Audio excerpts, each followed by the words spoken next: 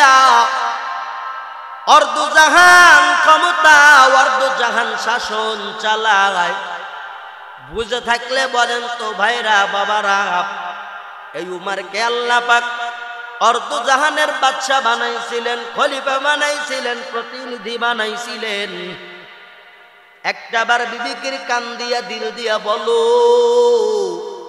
এই উমরকে রাজত্বের মালিক কে বানাইছেন? বলেন না আমার আল্লাহ। আমার আল্লাহ কোন খেলা না খেলতে পারে? আমার মালিক সব খেলা খেলনেওয়ালা। যেটা অসম্ভব ওইটা সম্ভব করার মালিক আমার আল্লাহ। যেটা আদৌ সন্দেহ না ওইটাই সম্ভব করা আমার মালিকের ব্যাপার। এরে আল্লাহর বান্দা, বলেন তো খেলাকে খেলায় প্রতিদিন ওই সূর্য উঠাইয়া দিয়া মাগরিবের সময় অস্ত নেয়, ক্ষমতা কার? আমার আল্লাহর। আমার আল্লাহ রাত্রে বেলায় আকাশে চন্দ্র উঠাইয়া দেয়। শুনি দুনিয়ার মানুষ,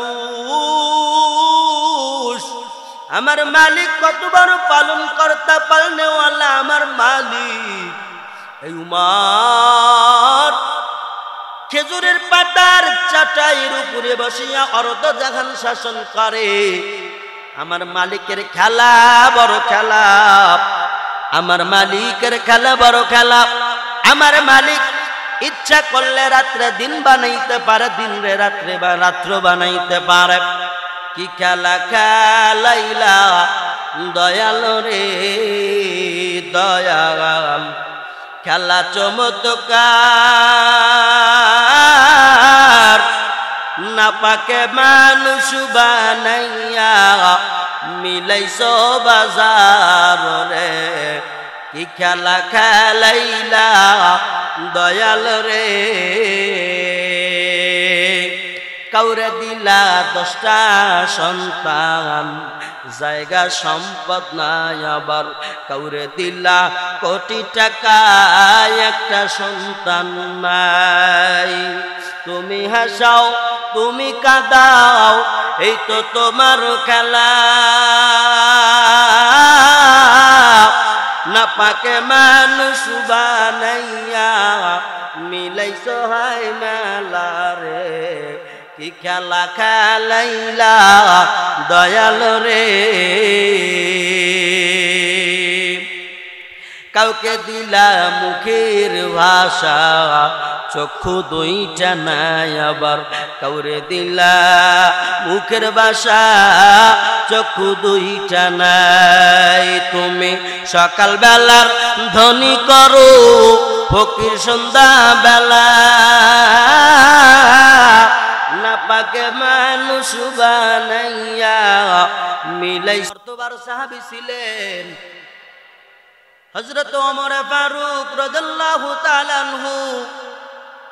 আমার মায়ার নবীর এত বড় মর্তবার সাহাবী, যে উমর বলেন আমি এক সময় রাখালি করতাম, উট দুম্বার রাখালি করতাম। রোদ্রের তাপের কারণে উটের পাছার নিচে আমি হালাম দিয়া থাকতাম। মাঝে মধ্যে উটগুলা আমার মাথার উপরে লাদা দিত, আমি হাত দিয়ে লাদা গুতো মুছতাম। আজ আমি সেই উমর, বকরির রাখালি করেছি, উটের রাখালি করেছি। আজ আমি উমর, আল্লাহ পাক মানুষের রাখাল বানাইয়া দিছে। ওমরকে আল্লাহ পাক খলিফা বানাইয়া দিছে।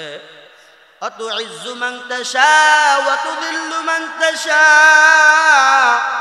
বিয়াদিকাল খায়র, ইন্নাকা আলা কুল্লি শাইইন কাদির। আল্লাহ পাক কাউকে সম্মান দান করেন, আবার কাউকে সম্মান দান করিয়া সম্মান ছিনায়া নেন। এই উমরকে আল্লাহ পাক রাখাল, গরু ভেড়া দুম্বা উটের রাখালি থেকে মানুষের রাখাল বানায়া দিল। এরা উম্মতের দল, এরা নবীর আশিকের দল। এই উমার এত বড় মাপের সাহাবী, উমার ওই মালিককে মাঝে মাঝে বলতো, আল্লাহ আমি উমারকে মালিক যদি উমার না বানাইয়া যদি আমারে ওই রাস্তার দুর্বাঘাস বানাইতা, উর্দুম্বা আমারে খাইয়া ফেলতো, আমার হিসাব শেষ। এই উমারের কত বড় জাহান, কত বড় বুদ্ধি, কত বিচক্ষণতার মানুষ উমর। যে উমর এক রাস্তা দিয়া একদিন গেলে 40 দিন ওই রাস্তায় শয়তান হাঁটা চলা করে না। এই উমর বড় গরম তরবিয়তের সাহাবী। এই উমর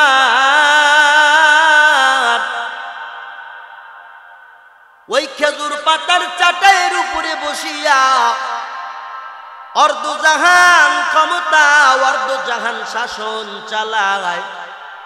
বুঝে থাকলে বলেন তো ভাইরা বাবারা, এই উমরকে আল্লাহ পাক অর্ধজাহানের বাদশা বানাইছিলেন, খলিফা বানাইছিলেন, প্রতিনিধি বানাইছিলেন।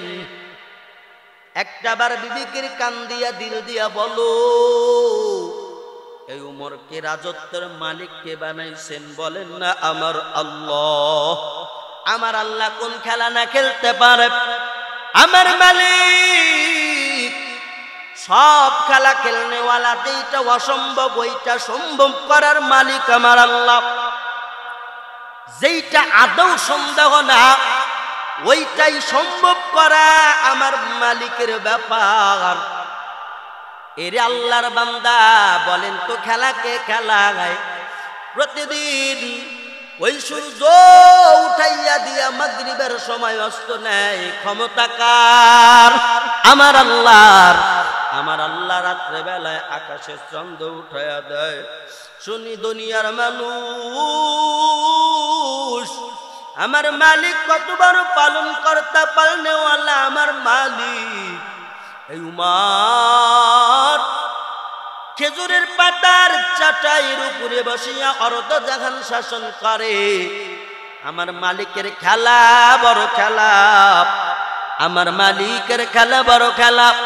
আমার মালিক ইচ্ছা করলে রাত্রে দিন বানাইতে পারে, দিন রে রাত্রে বা রাত্র বানাইতে পারে। কি খেলা খেলাইলা দয়াল রে দয়াল, খেলা চমৎকার। না পাকে মানুষ বানাইয়া মিলাইছ বাজার রে। কি খেলা খেলাইলা দয়াল রে। কাউরে দিলা 10টা সন্তান, জায়গা সম্পদ নাই, আবার কাউরে দিলা কোটি টাকা, একটা সন্তান নাই। তুমি হাসাও তুমি কাঁদাও, এই তো তোমার খেলা। না পাকে মানুষ বানাইয়া মিলাইছ হায় মেলা রে।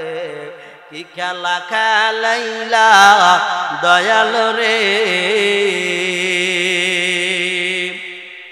কাউকে দিলা মুখের ভাষা, চক্ষু 2টা নাই, আবার কাউরে দিলা মুখের ভাষা, চক্ষু 2টা নাই। তুমি সকাল বেলার ধনী করো, ফকির সন্ধ্যা বেলা। না পাকে মানুষ বানাইয়া মিলাইছ হায় মেলা রে। কি খেলা খেলাইলা দয়াল রে। মারহাবা কি একবার জোরে বলা যায় না? এর আল্লাহর বান্দা জুলো, আমার মালিকের খেলা, আমার মালিকের খেলা বড় খেলা। মালিকের খেলা বোঝা বড় দায়। ওরে মায়ের কোল থেকে সন্তান নিয়ে মারে কাদায়, ওরে মায়ের কুল থেকে আপন বাচ্চা আপন সন্তানকে নিয়ে মারে কান্দায়। আবার এমন ঘটনা আছে এই মা বাবাকে নিয়ে সন্তানকে এতিম বানাইয়া কান্না করায়। এর আল্লাহর বান্দা, আমার মালিক সব পারে, মালিক আমার সব পারে।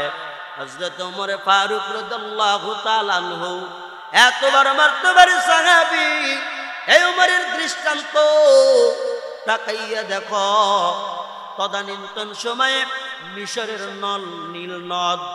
মিশরের নীল নদী পানি শুকাইয়া গেছে, অনেক বছর ধরে পানি নাই। আল্লাহর বান্দারা বৃষ্টিও নাই, নীল নদের মধ্যে পানি নাই। ওই সময় মিশর মুসলমানদের হাতে, মুসলমানরা জয় করেছেন, মুসলমানদের অধীনে চলে। আল্লাহর বান্দা ছিলেন আমর ইবনে আস। এই সাহাবী হযরত ওমর ফারুক রাদিয়াল্লাহু তাআলা আনহু তাকে প্রতিনিধি পাঠাইছিলেন। মিশরের গভর্নর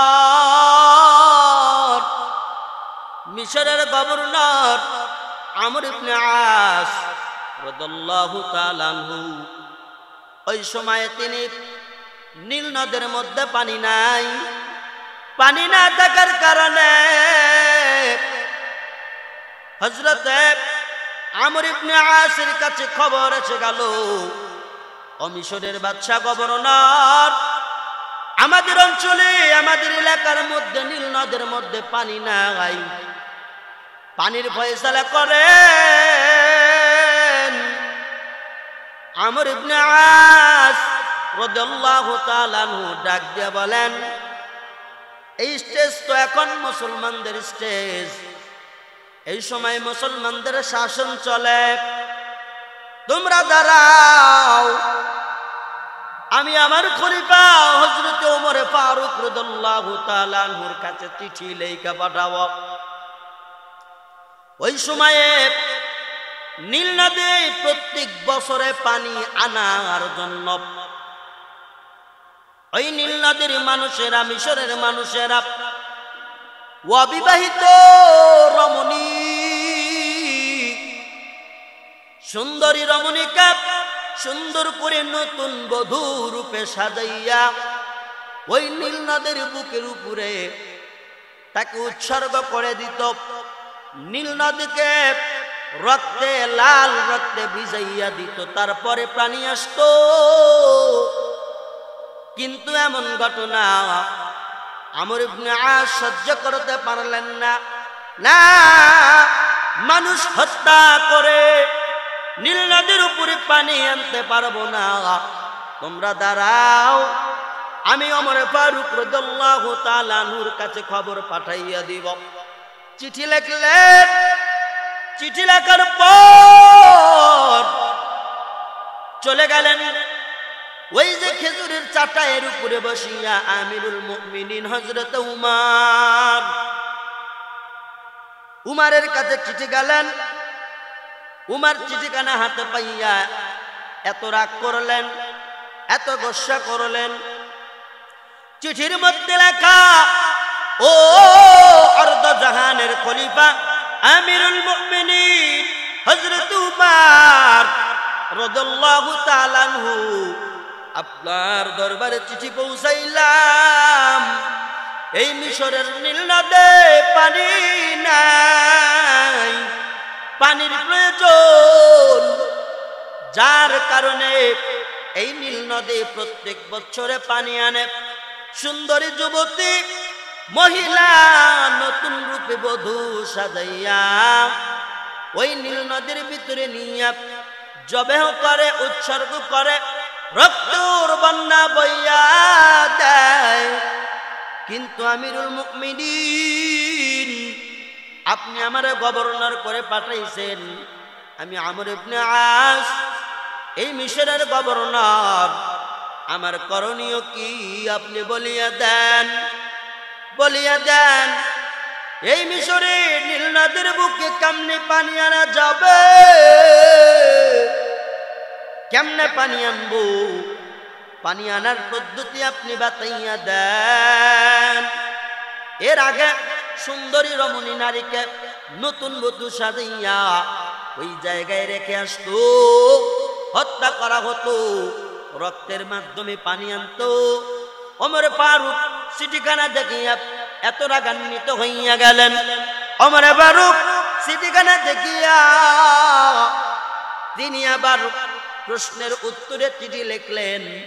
এই চিঠি কোনো মানুষের নামে লেখে নাই, এই চিঠি কোনো মানুষের নামে না লেখিয়া, আমর ইবনে আসের নামেও না লেখিয়া, অন্য কোনো ব্যক্তিত্বের নামে না লেখিয়া হযরত উমর, কত বড় মাপের সাহাবী, আমার নবী বলেন আমি নবী আসার পরে যদি কোনো নবী আসতো তো আমার আল্লাহ পাক ওমরকে নবী বানাইতো। ওই ওমরের চরিত্রের মধ্যে নবীদের আখলাক পাওয়া যায়, কিন্তু নবুয়তের দরজা তালা লাগাইছে, যার কারণে উমর নবী হবে না। তবে উমর বড় ব্রেনিয়ান, উমর বড় সাহসী, উমর বড় তীক্ষ্ণ মেজাজের মানুষ। এই উমর কোন মানুষের নামে চিঠি না লেখিয়া ডাইরেক্ট নীল নদ বরাবর চিঠি লেখছেন, নীল নদ বরাবর চিঠি লেখছেন।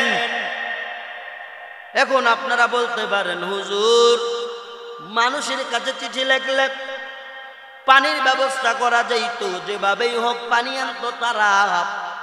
ওই নীল নদ কেমনে পানি আনবে, কিভাবে কি করবে? নীল নদের নামে চিঠি লেখলেই কি পানি আসে? প্রশ্ন আসতে পারে। এরে নবীর উম্মতের যুবক, এরে মুরব্বী বাবা, দিলের কান লাগাইয়া শুনো। উমর ওই নীল নদের নামে যখন চিঠি লেখলেন, এই যে নীল নদের নামে চিঠি লিখলেন, চিঠির মধ্যে লেখা এই নীল নদ তোমারে আল্লাহ পাক বানাইছে মানুষের উপকার করার জন্য।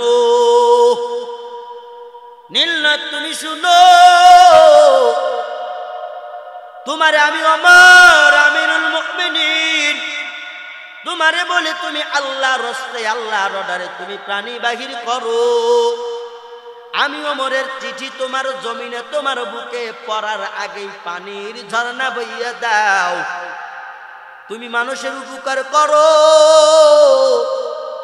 মানুষের উপকারতে তোমারে বানাইছেন। আর যদি তুমি পানি বাহির না করো, তুমি পানির যদি বন্যা বইয়া না দাও, নীল নদ শুনো, আমি উমর বললাম আগামী বছরে তোমারে আর জীবিত থাকতে দেওয়া হবে না, তোমাকে বন্ধ করে দিব, তোমাকে বন্ধ করে দিব, ভরাট করে দিব। নীল নদ তুমি তাড়াতাড়ি পানির ব্যবস্থা করো, আল্লাহর অর্ডারে করো, আল্লাহর হস্তে করো, আল্লাহর হুকুমে করো। এরে বাবা বলো দেখি, মালিক আমার অসাধ্য কাজ কেউ সাধ্য করতে পারে কিনা? অবশ্যই পারে। আমার মালিক এত পাওয়ারফুল মালিক। ওমরের মাধ্যমে শুকনা নীল নদ, পানি নাই, কৃষকেরা আবাদ করতে পারে না, ফসল ফলাইতে পারে না, অনেক সমস্যা, যার কারণে আগের কথা অনুযায়ী সুন্দরী মাইয়ারে সাজাইয়া নববধূ বানাইয়া ওই নীল নদে রেখে আসতো, কুরবান করে দিত, রক্তর বন্যা বাইয়া দিত। এইটা বড় সেরেক কাজ। এই সেরেক কাজ ইসলামী স্টেটের মধ্যে চলতে পারে না। ওই সময় অর্ধ জাহানের খলিফা আমিরুল মুমিনিন হযরত ওমর ফারুক রাদিয়াল্লাহু তাআলা আনহু এমন অবস্থা করলেন, এই নীল নদে চিঠি পাঠাইয়া দিল। চিঠি চলে গেলেন আমর ইবনে আসির কাছে। আস রাদিয়াল্লাহু তাআলা আনহু চিঠিখানা পাইলেন, মিশরের লোকজনকে বললেন, তোমরা টেনশন করিও না, পানির ব্যবস্থা হইয়া গেছে, পানির ব্যবস্থা হইছে, টেনশন নাই। মিশরের লোকজন, তোমরা খামোশ হও, হতাশ হইও না। ওই মিশরের লোকজনেরা আমর ইবনে আসকে ডাক দিয়ে বলেন, ও গভর্নর, আপনি বলেন হযরত ওমর ফারুক অর্ধজাহানের খলিফা আমিরুল মুমিনিন কি লাইকা পাঠাইছে, আপনি বললেন পানি আসবে। হযরত আমর ইবনে আস রাদিয়াল্লাহু তাআলা আনহু ডেকে ডেকে বলেন, এ মিশরের মানুষ শুনো, নবীর সাহাবী খলিফা আমিরুল মুমিনিন এমন তেমন কোন মানুষ নয়, এমন তেমন যেমন তেমন কোন সাহাবা নয়। এই সাহাবী আশারে মুবাশশারার অন্তর্ভুক্ত সাহাবী হযরত উমর রাদিয়াল্লাহু তাআলা আনহু লিখে দিয়েছেন, এই চিঠির মধ্যে আমি আমর ইবনে আসের কাছে আসে নাই, আমার নামে লেখা হয় নাই, মিশরের অন্য কোন ব্যক্তির নামেও লেখা হয় নাই। বলে কার নামে আসছেন? বলে এই চিঠি লেখছে আমিরুল মুমিনিন স্বয়ং নিজেই নীল নদের বরাবর কাছে চিঠি লেখছে।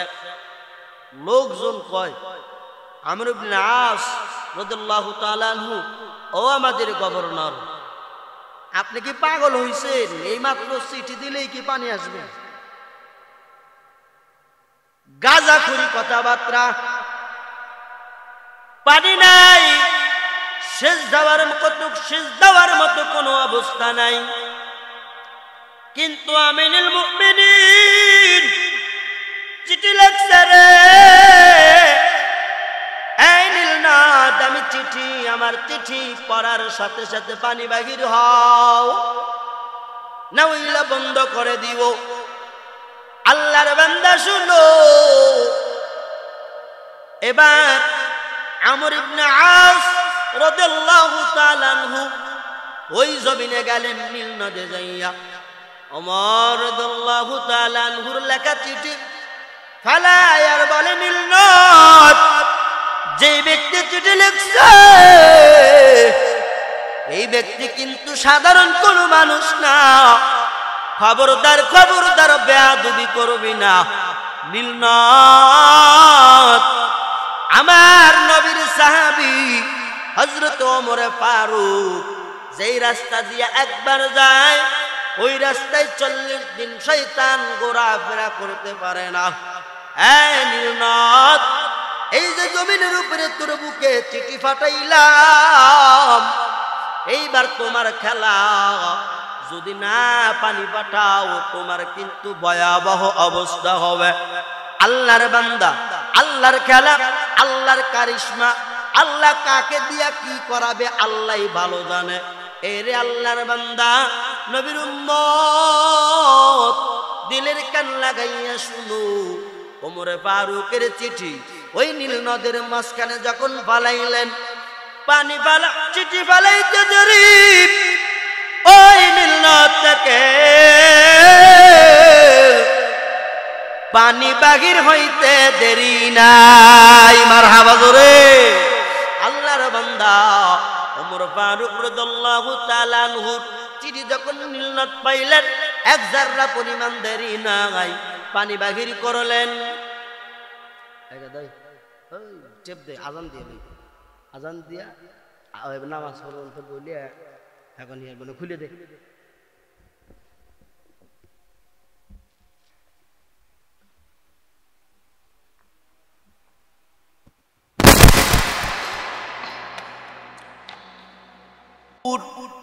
চিঠি যাওয়া দেরি, পানি বাহির হইতে দেরি করলেন না। এর আল্লাহর বান্দারা, ওই উমরের ঘটনার দিকে তাকাও। ওমর ফারুক রাদিয়াল্লাহু তাআলা আনহু এত বড় মাপের সাহাবী, এত সম্মানওয়ালা সাহাবী। ওয়া তুইজ্জু মান তাশা ওয়া তুযিল্লু মান তাশা বিয়াদিকাল খাইর। সম্মান আল্লাহ পাকের হাতে, আল্লাহ পাক যারে চান তারে সম্মান দেন, আর যারে না চান তারে দেন না, অপমানিত করেন। এর নবীর উম্মত, এর নবীর আশিকের দল, একটাবার চিন্তা করিয়া দেখো সাহাবায়ে কেরাম রাদিয়াল্লাহু তাআলা আনহু আমার নবীরে কত মানছেন। সাহাবায়ে কেরাম রাদিয়াল্লাহু তাআলা আনহু নবীজির কথা অক্ষরে অক্ষরে মানার কারণে আজ এত বড় দামি, আজ এত বড় ইজ্জত ওয়ালা, যাকে অর্ধ জাহানের খলিফা বানাইছেন।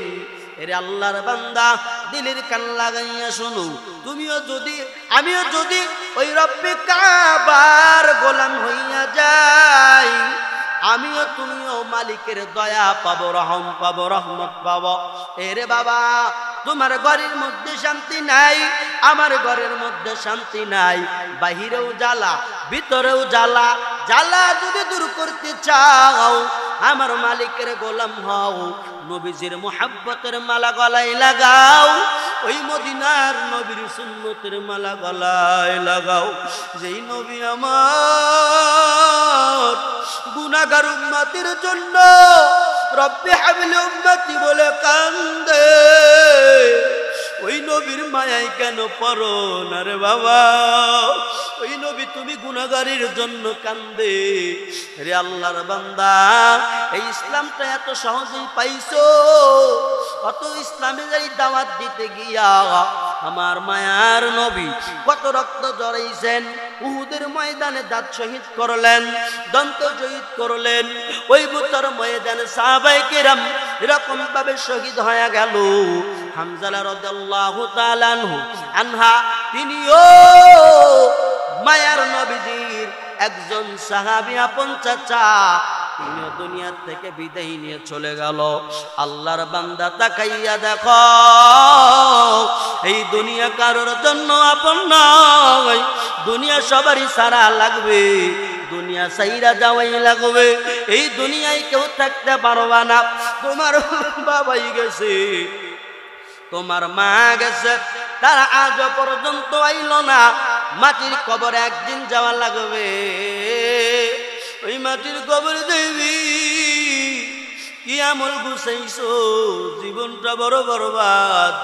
এই বরবাদ জীবন নিয়া মাটির কবরে কেমনে যাবি রে বাবা? ওই মাটির কবর বড় ভয়ানক। ওই মাটির কবরে কেমনে যাইবা? জাহান্নামের আগুন সহ্য কেমনে করবা? জাহান্নামের আগুন সহ্য করতে পারবা না। ওই জাহান্নামের ভয় ভিতরে ঢুকাও, কবরের ভয় ভিতরে ঢুকাও। মায়ার নবীকে মুহাব্বত করো, সুন্নতের মালা গলায় লাগাও। আমার মায়ার নবীকে মুহাব্বত না করিয়া বাবা মাটির কবরে যাইও না। অচিন পাখি অচিন দেশে যাবে, অচিন পাখি অচিন দেশে চলে যাবে, আর আসবে না। অচিনপুরে একদিন যাব আমি, সবাই কাঁদবে বসে, সবাই বলবে হাই রে হাই, কি হইল কপাল দোষে। ওই মালিক যেদিন ডাক দিবে, ওই দিন কোন অবস্থা, তোমার বাবা, তোমার মা, আত্মীয় স্বজন যাই বলো না কেন, সবাই চতুর্দিকে দাঁড়াইয়া থাকবে। চোর যে ঘরের মধ্যে চুরি করে নিয়ে যাবে, এই অচিন পাখি চুরি করে নিয়ে যাবে। ওই দিন কি হবে তোমার? মানুষ মারা গেলে তিনটা আমল জারি থাকে। এক নম্বরের আমল, আমলে চলে। যদি নেক কাজ করিয়া মাটির কবরে যাও, তো ওই নেক কাজ তোমার কবরে কাজে লাগবে। দ্বিতীয় নম্বরে আও আলাদুন সালিহুন, যদি তুমি নেক সন্তান জন্ম দিয়া যাও, তোমার মরণের পরে রব্বির হামহুমা কামা